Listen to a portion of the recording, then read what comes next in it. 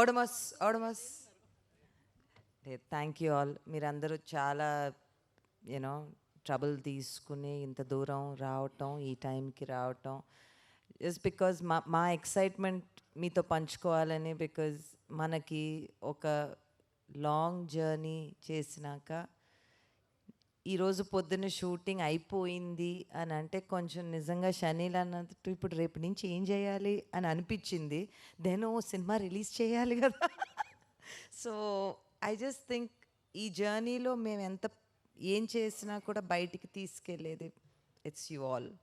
So మా excitement మీతో పంచుకుందామని it was thought to come invite you and see మేమేమి ఇక్కడ క్రియేట్ చేసాము, ఎలాంటి సినిమా తీయటానికి ప్రయత్నం చేసాము. అండ్ ఇక్కడ ఎవ్రీబడి అంటే నిజంగా జర్నీ ఒక 2.5 years పైన జరిగింది ఈ జర్నీ. అండ్ ధనుష్కి first film as a DOP, షనీల్కి first film as a director, Anurag sir's first film in Telugu, Sesh గారు's first film in a love story, I think first film in love story. Nagendra గారు నేను కొన్ని సినిమాలు కలిసి చేసాం. భీమ్స్ గారితో ఫస్ట్ టైం పాపం చాలా ఇబ్బంది పెట్టాము.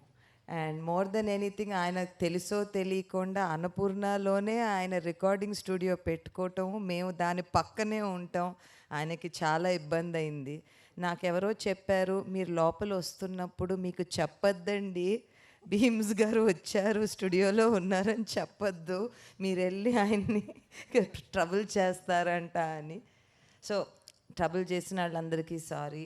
అండ్ ఈ సినిమా ఇంత ఈ పాయింట్కి వచ్చినందుకు thank you guys, thank you all.